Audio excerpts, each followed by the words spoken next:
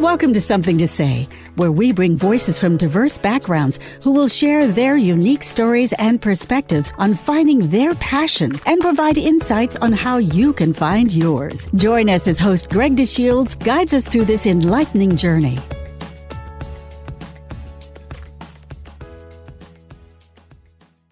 Welcome to Something to Say podcast, a unique platform that amplifies the voices of individuals from various backgrounds sharing their passions. I'm your host, Greg DeShields, and I'm pleased to bring you another episode, and I'm pleased to welcome you to Season 2. Thank you for joining us. Today we welcome Pamela McAfee. Pamela is the CEO and co-founder of Stellaverse Consulting, along with her business partner, Janelle Polk. Stellaverse is a minority, women-owned business specializing in supporting and consulting with organizations on leadership education, training, information technology system processes, healthcare administration, and operations. What makes Stellaverse special is their 50-plus years of combined experience networking, collaborating across the country. Pamela graduated with honors from Creighton University's Interdisciplinary Leadership Program, and at graduation, she was honored to receive the Outstanding Woman Graduate Award. Congratulations. Along with Pam's healthcare leadership and clinical experiences, she has built strengths to lead collaborative teams that can function across multiple service areas, enhancing her leadership and development skills. While healthcare leadership is her expertise, she also has leadership expertise in small business development. Pam recently earned her fourth product development and digital marketing certification from Cornell University. She is committed to advancing the healthcare delivery system as a healthcare IT leader, contributing new ideas that will support this important work. Welcome, Pam. So, Pam, thank you so much for joining us. And I should remind our audience that this is an East Coast, West Coast type of podcast interview. So for Pam, it's still somewhat morning time. And yes, it is. We're kind of wrapping up our day, or at least our afternoon. But I'm thrilled that you're able to join us today. I'm actually anxious to take a deep dive and discuss the work that you do. So thank you so much for joining us. Well, thank you, Greg, for having me. I'm looking forward to this discussion. So I know that you're a person who's very much involved in doing business consulting and providing access and information for a variety of groups, serving as a moderator and panelist on different subject matter. But here at Something to Say, we always get excited to take a bit of a different direction in the beginning of our interviews and do a little bit more of get to know you. It really allows our audience to have a deeper perspective to who you are as a person. So if you're up for it, we'll ask you some get to know you questions, and then after that, we'll dive into the interview. So you're all set for that? Hey, I'm ready. So let's just start with our first question. And we are always excited to hear the response that we get to a question like this. So what is your favorite childhood memory?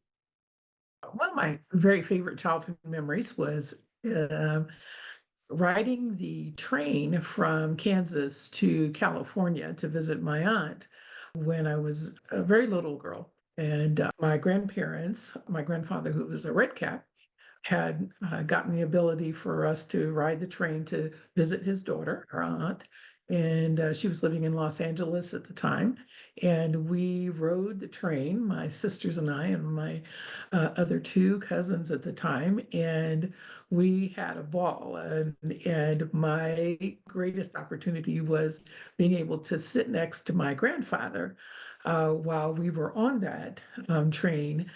And I fell asleep. He was my buddy. He was my ride or die guy. And I loved being with him every step of the way. And I fell asleep at one point, sitting next to him on the train. And he woke me up at that moment to say, a little bit, look, look out the window. He said, the sun's rising. He said, you're going to miss it if you keep sleeping through it. So I literally am laying on his lap, looking out the window as the sun's coming up. And I remember that. And he was telling me stories about the sun and different things like that. And I remember that vividly. I think I was probably no more than 5 or 6 years old, but that memory has stuck with me literally all my life to look at, always look at the sunrise because always it's a new day, a new time. Wow. And I have to admit, having the opportunity to travel by train, I think so many people don't realize what an incredible experience it can be. And It is an incredible uh, experience. these, breathtaking moments that you see as, a train kind of works its way around through different parts of the country. So jealous. My father used to work for Amtrak, so I had many of opportunities to ride on the rails as well, and can certainly appreciate the thoughts that you have. It's also interesting how some of those memories from when you're a child kind of reflect upon the various experiences that you have in life. You use those memories to kind of, move your way That's true. through. It takes you to a warm and very comfortable place. All right, Very so much so. let's shift gears a little bit. This Okay. particular question we always find to be an interesting one because it's how people maybe navigate the way that they deal with challenges. So, what was your biggest failure and what did you learn from that experience? This is an interesting question because I kind of lump all my, I don't know, I say non-successes, Hmm. I lump my non-successes in into kind of one thing because usually the reason I fail at something or have a non-successful moment is because I haven't listened to the gift. In my faith, I believe that God has given me a gift of discernment. And usually, if I am getting all kinds of warning signals or my intuition is telling me that this was probably the wrong direction, then there's usually a failure that happens after that. And so it's interesting that now in my life, where I am in my life, I put just about every failure, even significant ones and even little ones, are ones where I didn't listen to the signs that I was being given. And I think of one of my biggest ones was in it literally, I was thinking of it this morning was, a role that I took on because I wanted to make sure that I had this position that I wanted and I really was going for it. But I had all the signs that were like, Pam, this is not the one. Don't do this. This is really good. I mean, I slayed the interview. They were offering me the job before I walked out the door. And I had all kinds of signs telling me that this is not the one. And in that process, because I literally picked up and moved my whole self from one state to another state, in that situation, that job lasted for like 3 months.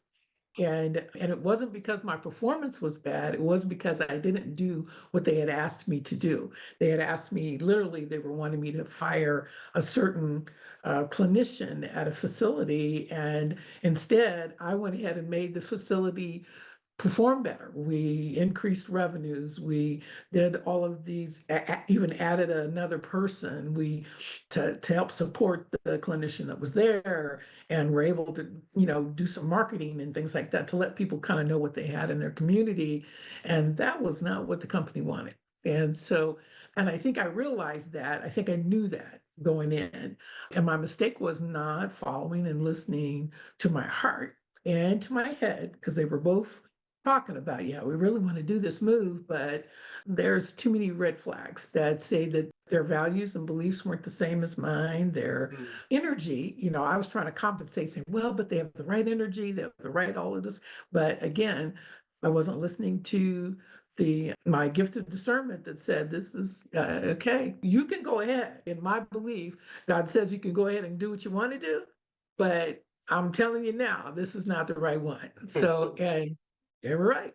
But I was thinking of that this morning, actually thinking, it did get me started moving to different roles and things like that, but it definitely, I probably could have had a better one and a different one at that particular point. So, So Always think God often laughed. when we when we talk to people and they give us the response to this question, to your point, the interpretation of it being if a failure or success isn't as important as what they learn from that particular experience, and Exactly. how, as in your particular case, it kind of reaffirms, what your own intuition really is telling you and how, maybe you should lean into that much more. But it's kind of interesting how you point that out because it does help to guide you and make better decisions or more confident decisions as you go further.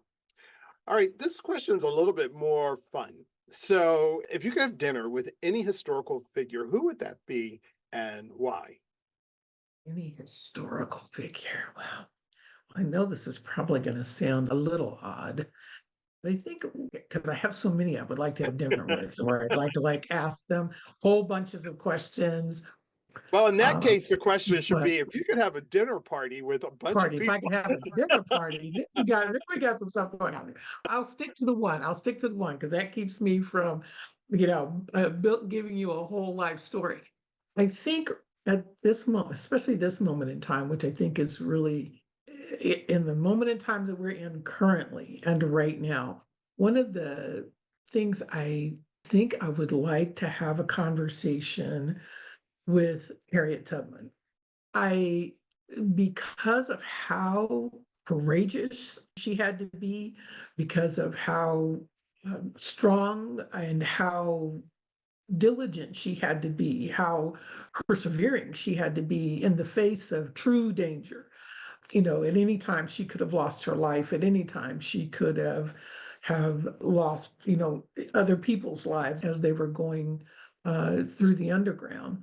And I had the opportunity to go, you know, take a walk through the underground, depending upon, different states, and because it runs through different states. But in order to get to Canada, so I've been through the one in Connecticut, I've been through the one in Maryland, and the my conversation with her would be, it's not, I want to believe that she had happy moments in her life as well. I would like to know, what were those happy moments? Were those the happy moments that helped her sustain getting through? Was it the fact that she could actually say that she was free when she got to the other side? Did that help? Did, in the numbers of people that she was able to safely get to the other side? Who were her allies? Who were her allies in each state that were actually helping her along the way? Because obviously she couldn't do it by herself. She had to have teams of people that were positive, just like I think we need today, teams of people that help us to get through a lot of the challenges that we're going through today. And so I want to not just learn about her challenges and her fears and how she overcame those fears, but what were those happy moments? Did she have happy moments? I want to believe so badly that she had happy moments, that her whole life didn't have to be or wasn't as hard as it probably is when you read the story or when you see the movie even.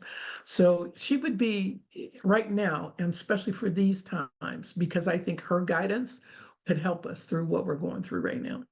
Wow, that's such an interesting response, and big shout out because of Women's History Month that you did also give a big shout out to her. We had one other person who was inspired by Harriet Tubman, and it's because she lives in a state in New Jersey that there was a portion of the railroad and she really connected to it.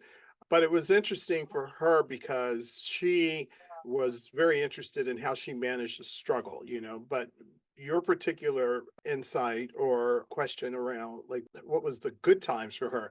I would love to kind of hear that story as well because you often hear her name associated with struggle and there probably were some good points in life that also inspired her to do what she does. So, but let's learn a little bit more about you. We often hear discussions around inner circles. So just how big is your inner circle?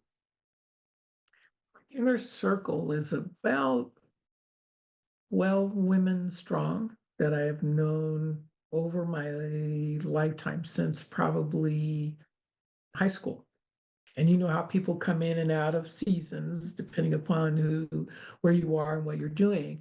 But these particular 12 have probably been in, we can connect regardless of where we are in our lives. And they live all over the world. Now, especially some of my college buddies, they live all over the world, and several of them live obviously here in the United States, in different states. I even have one that lives here in California, a few cities away from me, and it and I think we've maintained ourselves as inner circle. In fact, one of my high school buddies has come back into my life in the last 6 or 8 years. We were able to connect and have stayed connected now. And that's a great thing. And so but as I look at that inner circle, kind of what they mean to me is their support, their love, their forthrightness, when they're like, Pam, you know how you are when you do this kind of thing.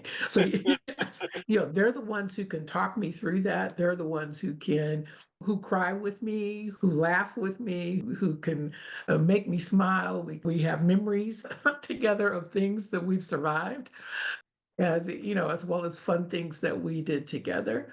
And they're the ones who we have similar feelings, we have similar thoughts, we have similar causes, even if we haven't done them together. We realize, wow, were you doing that? Yeah, I was doing that.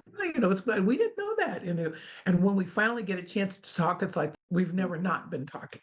It's the constant fervor. They're all very professional and polished women, very educated, have families, have parents they love, all of those kind of things all of those kind of things that you would want in a great girlfriend group. I mean, they are my sisterhood. And they also include my two biological sisters who we have been through the mill together, the three of us. And I am the middle child. And I have an older sister and a younger sister, both who are architects. And it is amazing. They're both amazing women. I feel like my inner circle. I'm surrounded by amazing, incredible, and remarkable women. Wow. It's funny as we've talked to people about their inner circle, how they, without any doubt, as you pointed out earlier, are the ones who will tell you, now, you shouldn't do this, or you should do that. It's the one, though, that you feel most comfortable that will support you or criticize you, and helping you make some of your other important decisions. And I guess as it relates to important decisions in life, the next question, who has had the most influence in your life? I have been blessed to have many, many fabulous and fantastic influences in my life, but I would include my grandfather, who I spoke about earlier. But I would have to say one of the biggest influences has been my mother. My mother was an educator, principal, one of the best in the state of Kansas, I will say. She was they used to tease my mother because the three of us, we used to follow her around like little ducks. And we were very well mannered, because we were Gloria's girls. And she was strong, just all the time strong, because she felt she needed to be. She was our protector, she was our teacher. Because she was a teacher, there wasn't any question about whether or not we were going to school or not, that we would, you'd be going to school. So other people that were thinking about, I remember asking my mom, well, so-and-so's going to this kind of school and different. And she goes, well, that's not where you're going. So we always teased her that from birth, we knew exactly where we were going. It wasn't a question, didn't have any discussion about it. But she was a gift to our family because of how much she could spread her love. We always had any of her school children would frequently say, can your mom be our mom? And we're like, no, we're not sharing her. She's ours. And but she has, and I still to this day have former students of hers that come and say, "Are you Gloria McAfee's daughter?" And I'm like, "Yes." Oh, she saved me. I mean, there's all kinds of stories about how she was. But for her family, she was the glue that held us all together, from my dad to the three of us, and everybody in between. She was a delight. And she had the most beautiful singing voice in the world to us. And she was a first in a lot of things that she did. And in her day and age when at that time civil rights was huge and things were my father was very active in the civil rights movement, and my mom did things quietly. She always did things quietly and kind of just moved through making changes as she went through. And as excellent as she was at what she did, one of the things that I always remember her saying was that she chose not to get her doctorate because she said, I knew it as soon as I did that, then now they moved me to the school board, which is not where I want to be. I want to be with the children. I want to help the children. I want to make sure the children have everything that they need. And I always remembered that because she was like, wow, that means, she turned down higher level jobs because she felt her impact was more at the school level, more at the school with the parents and the school and the teachers and the children. Because she said, I felt like they needed more, and I can make my decisions at my schools in order for us to be able to do the things she did. And so she did lots of innovative things in that day and time in the 60s and 70s and 80s in her ability to teach and in her abilities to move people beyond what they even thought that they could do. She was just and she was very gracious while she did a lot of that and really influenced me. In fact, I actually quoted her in one of my blog posts that I wrote on LinkedIn this past week for Women's History Month, was that she was the one who always told me that my faith was my glue. She was like, baby, you use your faith to do what you need to do because it helps you make the right decisions. It helps you to do what you need to do. She said, never forget that, and never forget that I am always proud of you. And so I always looked to her for helping me to get through challenges. Healthcare wasn't her bailiwick, but she always had a great perspective on a response. Like, Mom, help me understand, what do you see in this? Yeah. And she would, bounce an idea back to me that I'm thinking, what I think of that. She was just great at doing those kinds of things.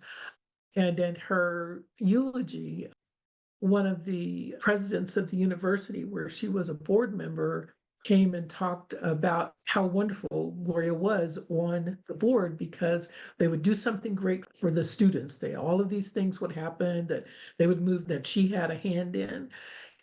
But his last sentence was, he said, I always knew that when Gloria we'd celebrate for like 5 minutes for some great things that we did. He said, but always, he said, she would come right back and say, okay, now what's the next thing we need to be doing? What are the next things that the children need? He Right. said she was always on to the next thing. Next thing. She said she didn't want us sitting on our laurels thinking that, we get all comfortable. She was never that kind of person. And he said, I always appreciated that about her. So I was like, you know what? My mom just had an impact on more people than she probably ever knew that she Yeah. had, but she's a beautiful soul. Cool. Well, we love to ask that question because for those who we interview, it's such a positive portion of this conversation, especially as where some of that came from and who got you there. So, and that maybe is why when we ask this next question, the other question was a good one to lead off into. So, when was your best year of your life? And then when was the worst year of your life?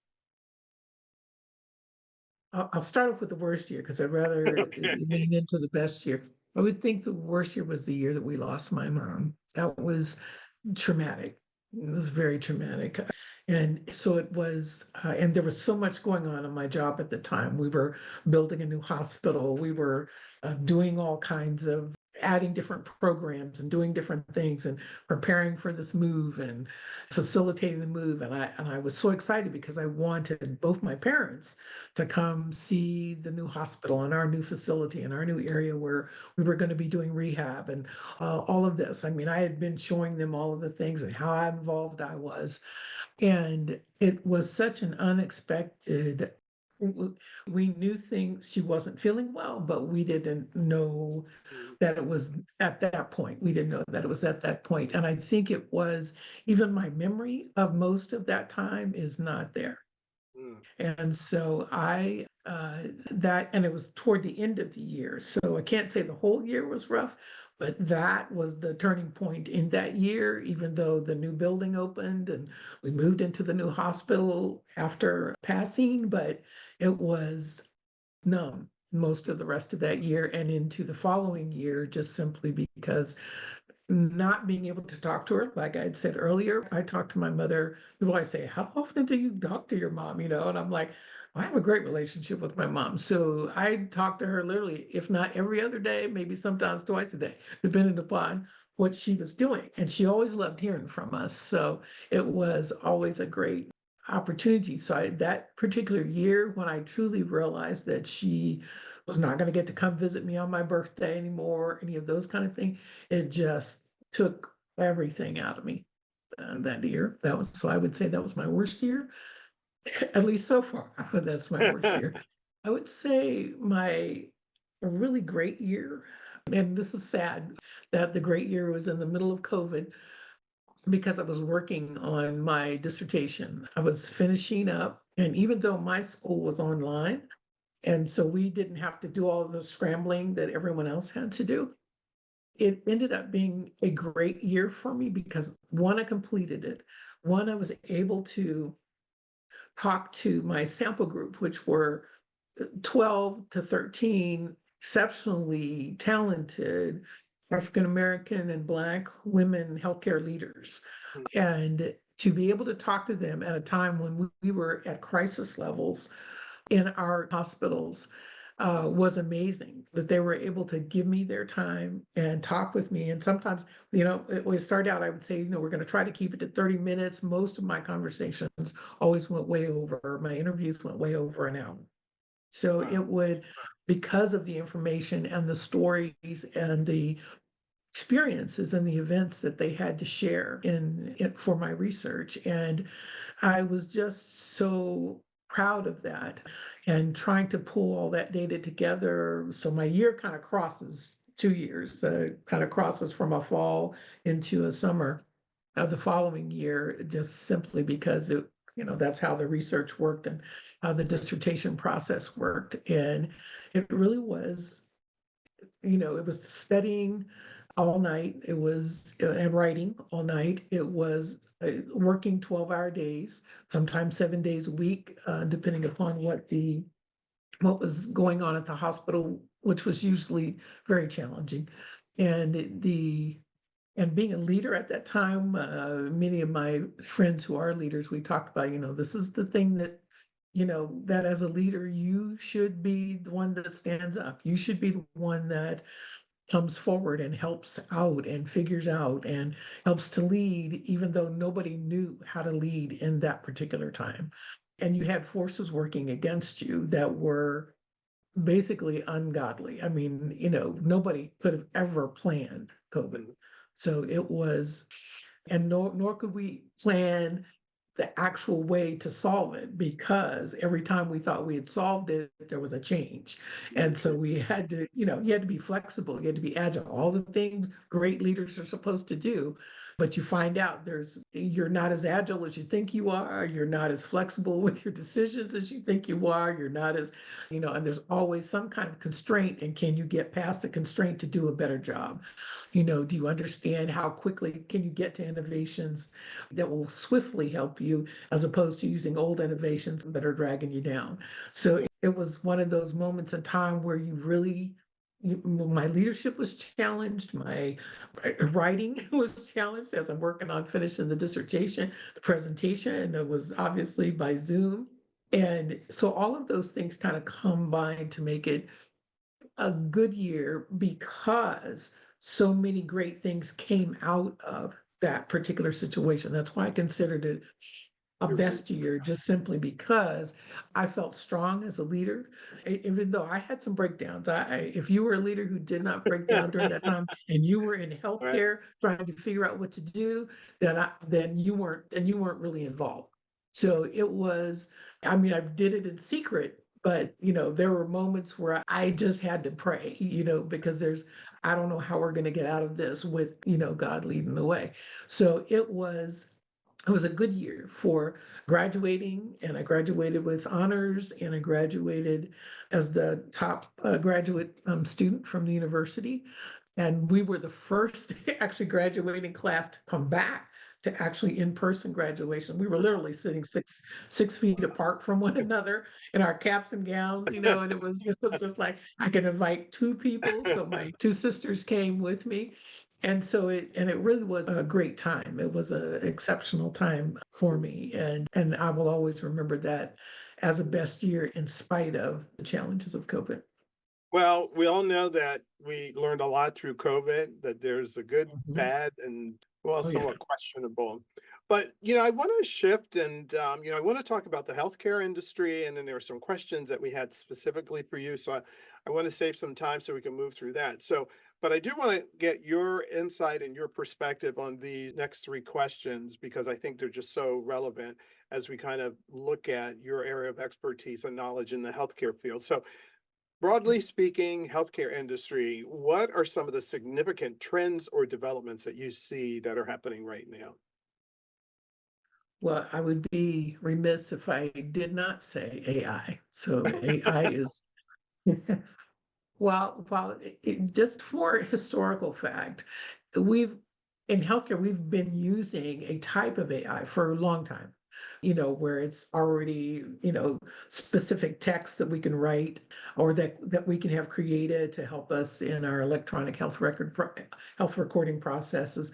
We can it's been there. We've called it all kinds of names: smart text, free text, whatever we want to call scripting, a lot of different things that we've used to kind of help make the documentation process less cumbersome to the professionals who are trying to use the systems.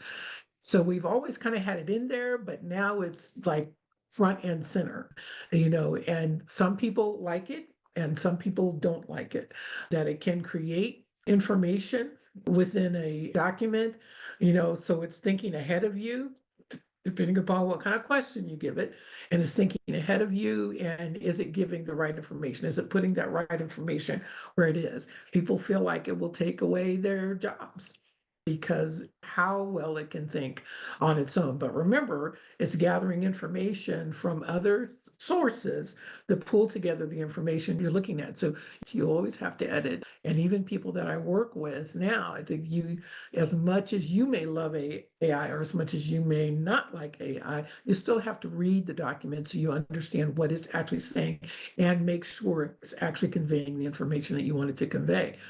But it's also now being used in the helping you to predict and use diagnoses, use as a diagnostic tool for a lot of our physicians, who are trying to do diagnoses quickly and make information more available. People are using it as medical instruction and as a medical education. So it's creating documents for you that may give you more information than you need, or also may give you so much information that you don't know how to filter that information out. So it's a grand tool to use. And my business partner actually is exceptional at it, but she, being the IT guru that she is, but she is using it through the revenue cycle. So in processing the healthcare data and processing the claims data, all of those kind of things that she did a presentation on recently. So AI is very front and center for healthcare, and we know it's been coming. So it's not like we didn't know it was coming. We knew it was coming. We just didn't know Yeah. the kind of form that it's going to come in. So it's going to infiltrate just about every entity in healthcare. I think one of the other significant trends is that what we're finding out as we're trying to respond to some of the challenges of the current administration, I think there are few things that and we found this out in COVID too, is how connected all the different entities of healthcare are. So literally from the insurance companies to the claims data companies to the quality improvement companies to the actual hospital and healthcare systems to the physician practices to the ambulatory care, all of those are interconnected. And we frequently found out during COVID that the public health services, that the actual hospital care services, all of the health system services, and the physician practices, and all the ambulatory care services, we're all tied together. If we had not come together to help each other, we would not have survived it we would have survived it even worse than what we did. So we have to give each other kudos in figuring out how that connection actually helps in a better way that creates a health system of services that allows us to function together. So recognizing that if we take out one thing, which is the challenge of some of the responding to some of the issues today, we take out one thing, it no longer gets funded, then how many other 10,000 things don't get done? Because that fund is now gone. So internally, we need to understand how interconnected we are, as well as we need to make that available for the community to understand how their health service systems actually work. Wow. And then I think one final trend really is our actual workforce development and how the workforce in healthcare changed drastically while we were in COVID. We knew changes were coming prior to COVID, but when COVID hit, it just made it expounded that much worse and making it a challenge for the workforce to determine, do they even want to do this anymore? It was already stressful. Now they're trying to figure out their burnout level is really high. So the workforce is changing. Is the workforce going to stay younger? Or are you going to have multiple generations, which we currently do, multiple generations of workers in there? Trying to do that. So what can we learn from our baby boomer workers, and what can we learn from our Gen Z and our alpha guys that are now rolling into the workforce? What can we all learn from the generations that helps move the healthcare delivery process and quality improvement processes along? Wow, very interesting. I do also have to go back to when you had talked about innovation and technology. I've been binge watching ER, which I never watched it when it was on, but it was amazing to see in the late 90s, even the early 2000s, how all of the medical records were done on charts and paper. And slowly you can see the beginning. I think I'm around 2004, 2005 now. You see the integration of technology, but to think back then, you can look at it today and see that it's leaps and bounds quite differently, or Oh, yeah. different in terms of how medical services are provided.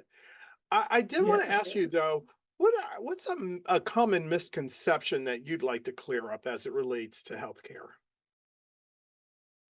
Well, I think let's say one of the challenges that I know we've in healthcare that we've had for a long time is the issue of health equity. It is very difficult to provide care in an equitable manner to a person that is so different from the other person that you just worked with. Because my example is, if I'm working as an occupational therapist, if I am working with a person who has had a stroke, who comes from a family that has had a history of strokes and is older. And so my approach to that person and how I'm going to provide care is very different than how I'm going to provide care for a person who is 36, a runner and healthy and has been eating healthy. And how did they end up with a stroke? How does that happen? There's no history of them having a stroke in their family. And I think the reason I gave you that example is because all of the challenges in health equity right now are extreme.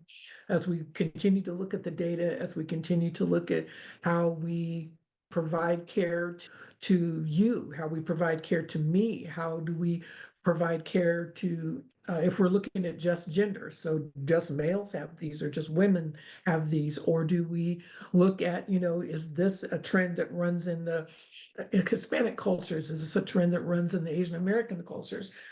Is this a trend that runs only for white women?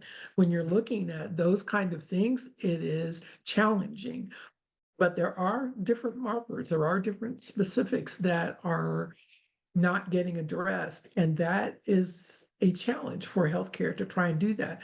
Because when we take our oath to be healthcare workers, to be healthcare professionals, our oath is to do no harm. And so we want to make sure that everybody is getting the same level of care, that everybody is getting the same course of treatment that will help them survive and thrive well. So, and is that medication going to be helpful to this person, but it ends up not being helpful for this person? Or why the cost of pharmaceuticals are higher for this group of people, but not for this group of people. So there's all kinds of challenges within healthcare. And I think the misconception there is that if you're of one type of person, so I'll just use myself as an example.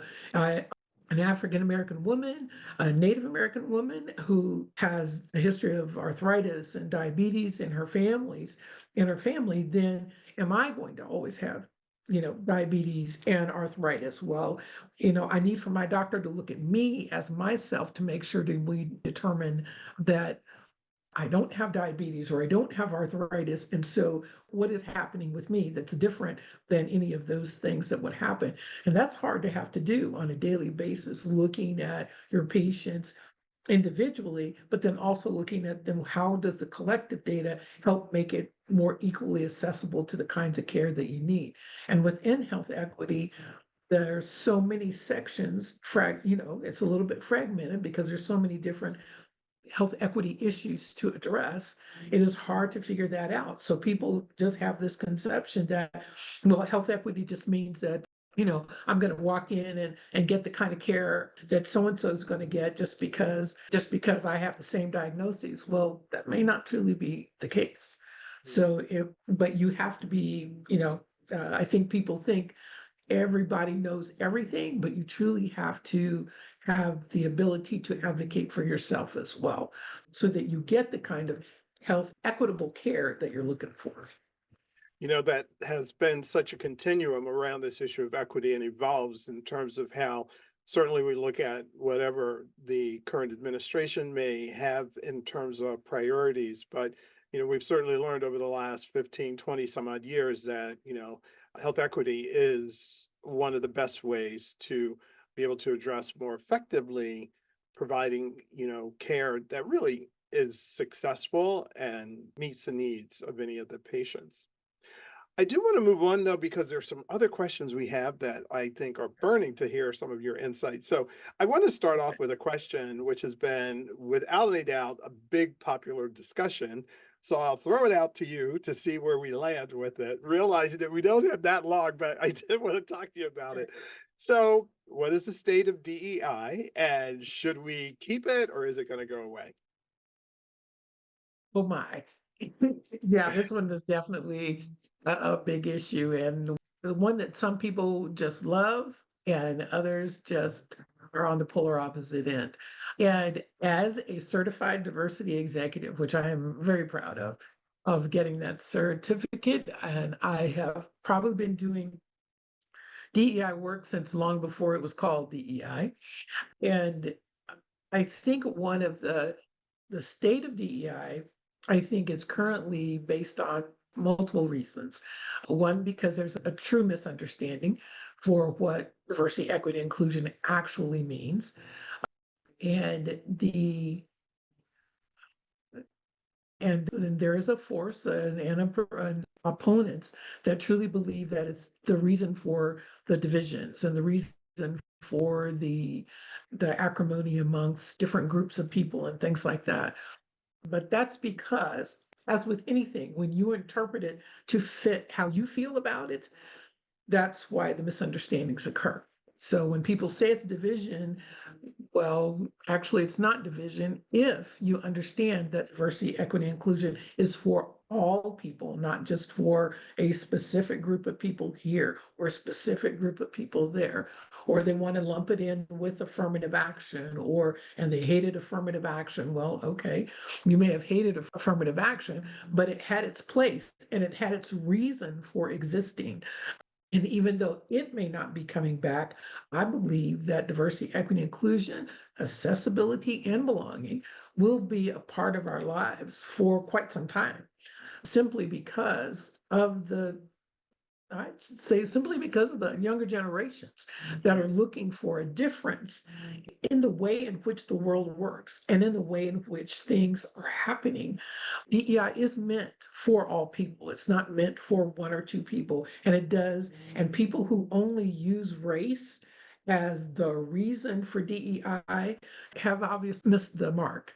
Because it's not just about race and it's not just about gender. It's about whether or not you have access to be able to get into a building because you're in a wheelchair.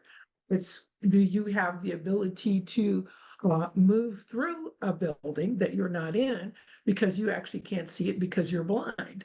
So we put up signs, we put up different things that allow you to make that building be accessible for you. Do you have the ability to read and write? Are there different things about the work that you're doing that allow you to be able to have the ability to work on a certain job that you normally wouldn't be allowed to work on? So there's all kinds of variety of diversity, and which is why I love it so much, because it includes and is inclusive of all people.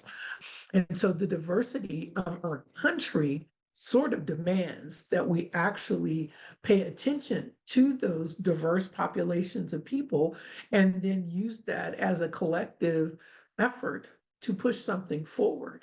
So do I think DEI is going to be? I believe it will, because I believe the younger generations are tired of seeing what the older generations have done with this, and that they're so used to seeing things move faster because of the internet. Hey, we put it out on the internet, whoop, it went viral. Those kind of things happen. And when they don't see the change happening as fast as some of the changes that sort of like at least when the murder of George Floyd, when that whole thing went viral around the world, it was the impact of their beliefs. But I had my nephew ask me, why didn't it last? Why didn't that same push, why didn't that same effort last? I said, but if you look back in history, that's not how things actually work, because there's still that opponent in there that's pulling, that wants it their way, whether it's the right way to go or not, and having no ability to compromise or want to be a part of the collective, that where everybody gets an opportunity, where everybody gets an equitable effort. And so they don't like the fact that we're a diverse population. So I said, so there's always going to be those people, and that's why you have to keep up the momentum to do it. I believe that they do. I believe the younger generations do have that momentum, but I think the older generations have the history and have the ability to help them push things forward. So I believe it may come out and look different than what it currently looks like, but it'll still be around. Well, many people have said it'll continue to evolve, and I think that's really what we will see, whether it's, navigating our way through, more rigid legislation that's passed and laws that are put into order. But I got to give you a big kudos because you did that in only a few minutes. I kind of figured that subject one is really kind of intense. Now, we have two more questions I want to ask you, and then I want to jump into our last and final question that's always part of our podcast. So these are kind of easy ones. What business associations are you a member of? Actually, there were such of quite a few things, but I think two that I really am proud to be a member of are part of what's called the International Leadership Association, the ILA. And I became a part of them while I was working on my doctorate, and because some of my professors were members. And the ILA has been really a great to me, because they have all kinds of sections and different things that you can be a part of. And I think even this year I got a little overwhelmed because I became a part of several of the separate committees. But it was a fantastic way in which to get my name out there and to participate in presentations and moderations. And I had the great, our global conference was in Chicago in November, starting the day after the election. So you can imagine the difference in the conference at that time. And so trying to stay, as most associations try to do, bipartisan, nonpartisan. So, you may have your feelings, but you want to keep them to yourself. But I was on a panel with two other African American women, professors and another consultant, and we were doing a presentation on what the state of DEI, and we were in one of the smaller conference room, but by the time we were starting our presentations and having our discussions, it was standing room only in that room. And lots of discussions about, moving forward. And the three of us were most assuredly giving hope to the group that was there in front of us. And it was But that particular membership to ILA has been very educational for me, has been very supportive. I've learned a lot from them, and the fact that they're from all over the world. So it's not just higher education, it's not just business leaders, it's not only healthcare leaders. It's a group of international leaders who, lots of think tank kind of things, stuff like that happening. And it's a very exciting time to be a part of that group. I think one of my other associations, I think I'm really like a part of like about six of them, but one is the National Association of Women Business Owners. I've actually been a member many, many years, and in different states. And right now I was selected this past year. I'm on their national board, their National Diversity, Equity, and Inclusion and Belonging Board. So I'm a board member, committee member for them. And what an exciting time to be on that board. And the association also, again, pushes partisan. We're not taking sides, but they have been through a lot trying to fight on Capitol Hill to make sure that women business owners still are getting their just dues, all of the pains and things that they have gone through over the years, the gains and stuff. We don't want to lose that for women coming into owning their own businesses, or what do they need to do to stay current in the challenging times. So both of those two groups have been associations that I'm very active in and thoroughly enjoy being a part of. Very cool. I also want to ask you quickly, and for many of those who are in the audience who'll see it, I mean, you are certainly a person who has great accomplishments through your credentials of degrees, as well as certifications. So, is there another professional development credential that you're looking at, or what's your thoughts? Well, you remember my friends that I talked about earlier, my sisterhood circles who teased me when I first got accepted in to work on my doctorate, that said, you really just wanted to do that so you could buy more books. So I think, because I am an avid book reader, I love books and I like the hard books. I mean, I have my little books online and things like that, but I can tell you I'll buy a book in a hot second. So it teases me to do that, but I am proud to be a constant learner. I think if I had not, I can tell you I would not be here. So I'm obviously, drawing from manifesting all of that education from my mom, but because she was always a constant learner, you always learn something new every day. I've learned to capture, just even a beautiful blue sky as something to learn from when we haven't had it in a while. But I think as far as the professional development is going, I'm not sure that I'll go for another certificate, because but I shouldn't say that. Because you never know. You never know. There's something come up and I'll have to do that. But right now, my last one that I did, which was my certification as a diversity executive from the IDC, was challenging for me because it was right after I finished my dissertation and my defense, and I got right into it, and you have to write a paper for it, and you have to take an exam, and you're going through all of these things. And so I thoroughly loved being a part of that and learning the different things. What I loved about that was it also had the international perspective on DEI. So it kind of really helped a lot to kind of understand how some countries are way ahead of us in the United States, and we're supposed to be the top guys on the hill with some of these things. But when you look internationally at how things are happening, that may not necessarily be the case. And so it's interesting to see how other countries are doing things. So as I get more into some of the international pieces of my work and some of the things that I'm doing, I have to stay learning. I have to keep learning. I can't not do that. So there may be a professional development thing that'll come up that I just have to be a part of. Right now, I'm going to stick to it. And I do have to end on this one with one of my certificates. I have a master's certificate in floral design from Longwood Gardens in Pennsylvania. And Wow. then it's I don't usually, that's not one, but I'm actually extremely proud of that because it is that part of me that still maintains the creative side, which is Yeah. what I need. The creative side of me is what keeps the leader side of me moving.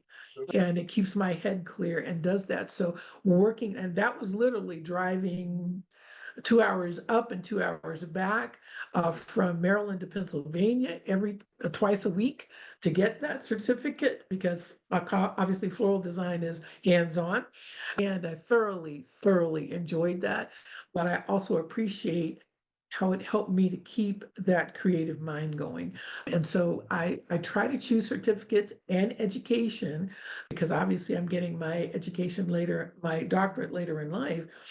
I think they have all come at the right times for the right season and for the right reasons to help me get those kind of, to help me move forward in my learning, as well as to help me move forward in whatever the next step is.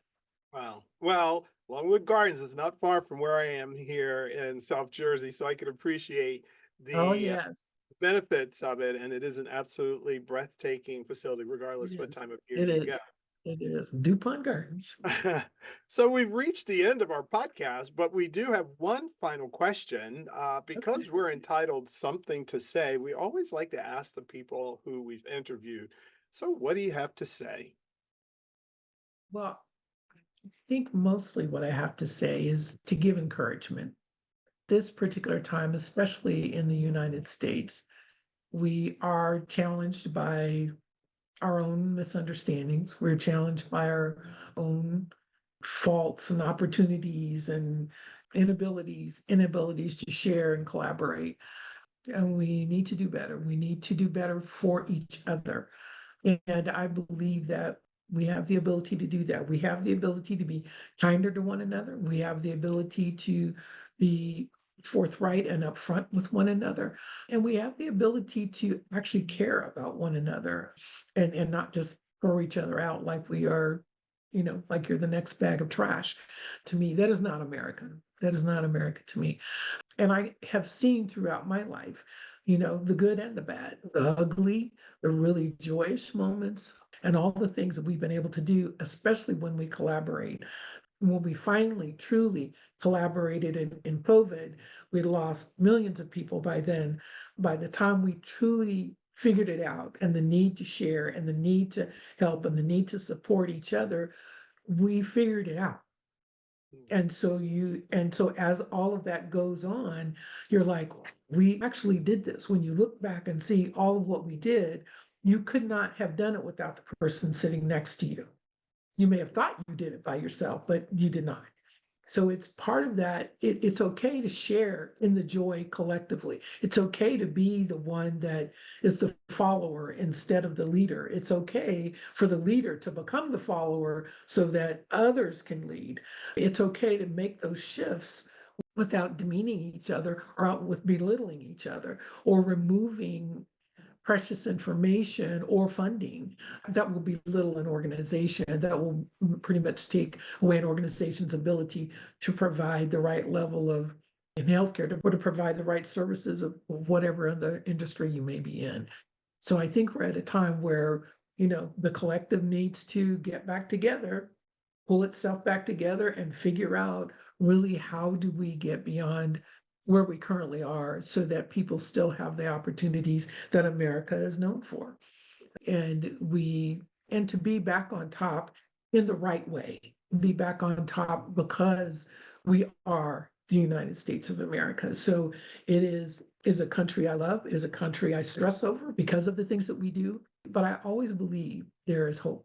I always believe, or God always provides me with a hope of the day, a hope, a reason, or a rationale, or there's a season that you're going through right now that's a challenging season. I would say that for myself, actually. So I truly believe that my something to say is that let's try to find the avenues where we're more similar than we are different so that we can actually work together to push back on some of the things that are truly going to tear us apart and to give us the opportunities to come back together with things that will actually help us thrive and help us thrive in a more balanced environment than what we currently are in.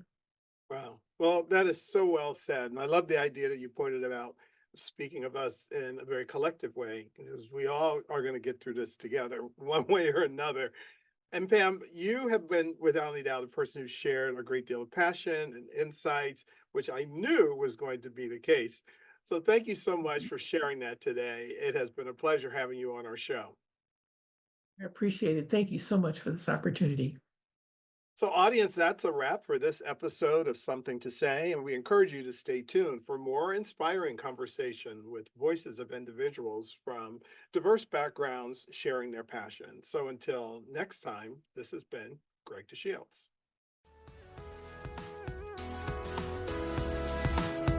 Thank you for tuning in to Something to Say. We trust you found some valuable insights and takeaways that can help you find your passion. Don't miss out on future episodes. Please subscribe, rate, and review us on your preferred platform. We value your feedback and suggestions, so let us know how we can serve you better. Keep the conversation going and stay inspired until we meet again. Take care and happy listening.